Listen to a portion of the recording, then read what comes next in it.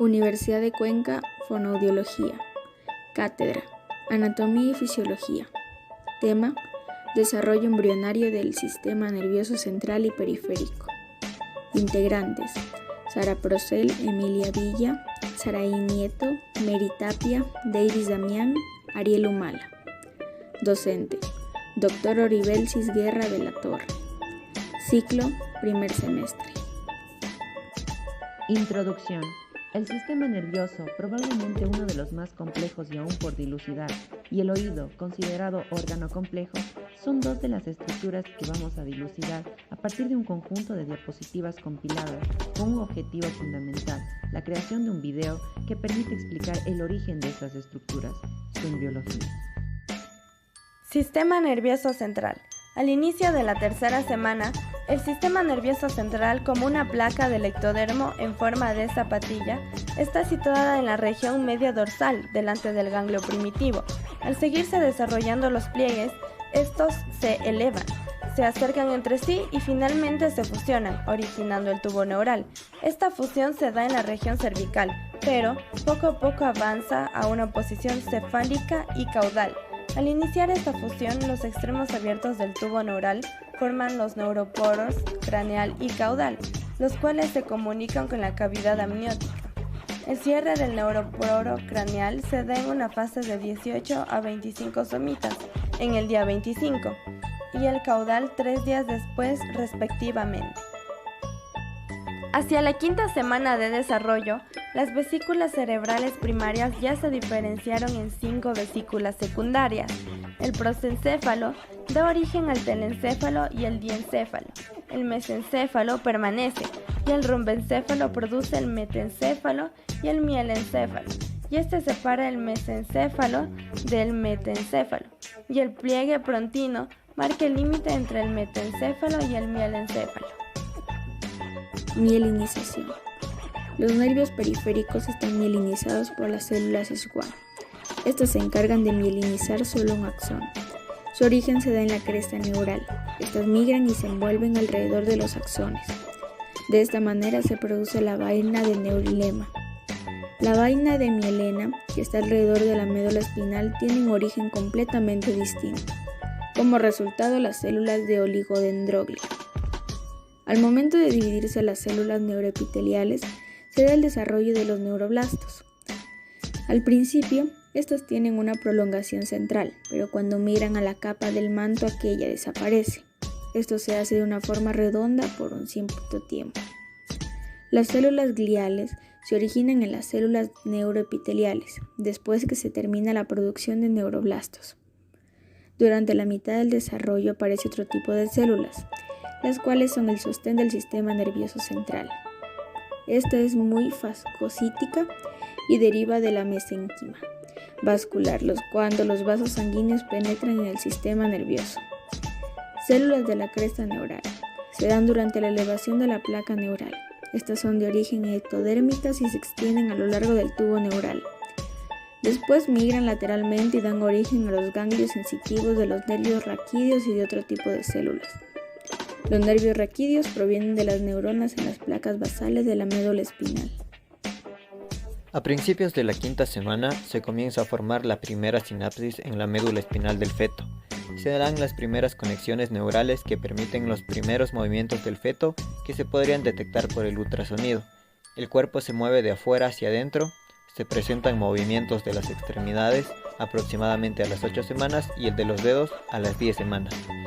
Así como se presenta el hipo, estiramiento, bostezos, agarrarse y chuparse el dedo, entre otros. Sin embargo, la mayoría de las madres no siente ningún movimiento mencionado dentro de ellas. Además, el sistema nervioso central en el segundo trimestre marca el inicio de otros reflejos como la respiración del feto y reflejos coordinados, todo esto controlado por el tronco cerebral, el cual en la vida del feto adquiere las funciones de controlar la respiración, la frecuencia cardíaca y la tensión arterial. Sistema nervioso periférico. El sistema nervioso periférico inicia su proceso al final de la tercera semana. Es cuando ya está concluyendo la gastrulación. Bueno, la placa neural sufrirá unos cambios que llevan a la formación del tubo neural. Dicho proceso recibe el nombre de la neuralación. Este sistema permite que el cerebro y la médula espinal reciban y envíen información a otras áreas del cuerpo, lo que a su vez que podamos reaccionar a los estímulos de nuestro entorno. Y bueno, este sistema se desarrolla a partir de una población de células que se llaman las células de la cresta neural, que se forman en el tubo neural embrionario, origen de la médula espinal y el cerebro, que migran de manera progresiva abandonando el tubo y colonizando los tejidos y órganos periféricos. El daño en los nervios periféricos puede causar debilidad, entumecimiento y dolor. El sistema nervioso periférico consta de dos neuronas, las sensoriales y las motoras. Las motoras estimulan los músculos y otras partes del cuerpo para realizar una función o un reflejo. Las neuronas sensoriales perciben a las sensaciones tales como el dolor y el calor. Formación del sistema nervioso periférico. Las estructuras embrionarias que dan origen a los diferentes componentes del sistema nervioso periférico son las crestas neurales, el tubo neural y las placodas. Las crestas neurales tienen un rol protagónico en el desarrollo embrionario. No solamente contribuyen a formar el sistema nervioso periférico, sino que sus células participan en la formación de la cara, cuello, los órganos de los sentidos, las meninges, los dientes, los melanocitos, la médula suprarrenal, entre otros. Con respecto al desarrollo del sistema nervioso periférico, existen diferencias sustanciales entre el territorio cefálico y el territorio raquídeo. En el territorio cefálico participan en su constitución el tubo neural, las crestas neurales y las placodas. En cambio, en el territorio raquídeo participan solo las crestas neurales y el tubo neural, fundamentalmente. La mayor parte del territorio cefálico, incluyendo la parte del cuello, es inervado por los 12 pares nerviosos craneales dependiendo de su función. Nervioso periférico. Este sistema es un conjunto de nervios y ganglios que controlan las funciones motoras y sensoriales. Transmite información desde el cerebro y a la médula espinal, a todo el organismo. Controla involuntariamente muchas funciones de órganos internos, vasos sanguíneos, músculos lisos y cardíacos. Este sistema comprende todos los nervios, incluye los nervios craneales, espinales, periféricos y las uniones neuromusculares. El sistema nervioso periférico está dividido entre el sistema nervioso autónomo y sistema nervioso somático. El sistema nervioso autónomo controla involuntariamente las funciones corporales como el automatismo de lucha o huida, el ritmo cardíaco y la digestión. Este sistema se divide en dos partes, una división simpática y una división parasimpática, y estas dos dependen de las neuronas para lograr la inervación, una neurona preganglionar y posganglionar. El sistema nervioso simpático. Los cuerpos celulares de las neuronas preganglionares de este sistema se ubican en las columnas de las células intermediolaterales de la médula espinal. Los cuerpos celulares de las neuronas postganglionares se ubican en los ganglios paravertebrales, al lado de la columna vertebral, y los prevertebrados, ubicados en los vasos sanguíneos que derivan de la aorta. Los ganglios paravertebrales están conectados por fibras y constituyen los troncos simpáticos. Estos ganglios se originan a partir de las células de la cresta neural en la quinta semana del desarrollo. Sistema nervioso parasimpático. Los cuerpos de las neuronas parasimpáticas preganglionares están ubicados en el tallo cerebral y la célula sacra de la médula espinal. En consecuencia, o en ocasiones se les denomina porción craneosacra del sistema nervioso autónomo. Las fibras parasimpáticas preganglionares de los núcleos del tallo cerebral viajan por los nervios oculomotor, facial, glosofaringio y el vago, hasta estructuras de la cabeza y cuello. Los cuerpos de las neuronas parasimpáticas postganglionares están en la región craneal en 4 ganglios: ciliar, perigopalatino y submandibular. y óptico. Las neuronas postganglionares del tórax y el abdomen que se asocian con el nervio vago suelen ubicarse dentro o sobre el órgano intersomático. Este sistema es la parte del sistema nervioso periférico, que es el responsable de transportar toda la información, tanto sensorial y motora, hacia y desde el sistema nervioso central. Este sistema somático deriva su nombre de la palabra griega soma, que significa cuerpo. Además, este sistema contiene dos tipos principales de neuronas. Aquí se encuentran las neuronas motoras y las neuronas sensoriales. Hablemos de las neuronas motoras, también llamadas eferentes. Eferentes quiere decir que transmite algo, puede ser impulsos nerviosos, sangre, desde una parte central a otra más periférica. Las neuronas motoras transportan información desde el cerebro y la médula espinal a las fibras musculares de todo el cuerpo. Ahora hablemos de las neuronas sensoriales, también llamadas aferentes. Aferente quiere decir que se llevan los estímulos nerviosos desde los órganos receptores hacia el sistema nervioso central. Podemos decir que las neuronas sensoriales transportan información desde los nervios hacia el sistema nervioso central. Son ese tipo de neuronas las que nos permiten captar toda la información sensorial y enviarla al cerebro y a la médula espinal. Oído. Como es nuestro conocimiento, el oído es un órgano complejo, nos permite la recepción de sonidos, pero aquí es importante porque es una de las áreas de la fonoaudiología, el oído. Nos podemos especializar incluso como audiólogos. Ahora, para estudiar el oído, debemos primeramente tomar en cuenta que este se divide en tres partes: oído interno, oído medio y oído externo. Vamos para la formación del oído interno.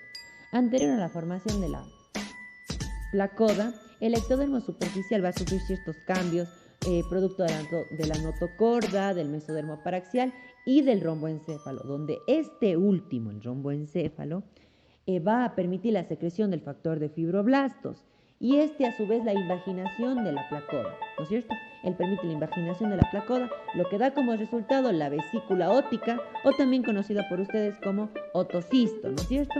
Esta vesícula va a quedar dividida en un componente ventral, que da origen a los sáculos y al conducto coclear, y un componente dorsal, que va a dar origen al conducto endolinfático, a los conductos semicirculares y al utrículo. Sáculo, cóclea y órgano de Corti. El sáculo en la sexta semana forma el conducto coclear, cuyas células en la séptima se diferencian en órgano de Corti y en octava ingresan al mesenterio cuando ya ha dado 2,5 vueltas. Para unir este sáculo y este conducto que fue formado es necesario de un canal que se va a dar el nombre de conducto de Hensen, mismo que en su conexión va a irse diferenciando en cartílago, y este cartílago, a través de un proceso de vacuolización en la 10ª semana, va a dar lugar a lo que se conoce como rampa vestibular y rampa timpánica. La pared lateral del conducto coclear está unido al cartílago circundante mediante ligamento espiral, mientras que su ángulo mediante lo que se conoce como mediolo. Ulterior a ello, las células epiteliales de la cóclea dan origen a un borde interno, que va a dar lugar al limbo, ¿ya? Y a un externo que produce las células sensitivas del sistema auditivo, que junto con la membrana tectoria constituirán al órgano de Corti, quien a su vez, a partir de impulsos que ha recibido, transmite al ganglio espiral y luego al sistema nervioso mediante las fibras auditivas del nervio craneal 8. Utrículo y canales semicirculares.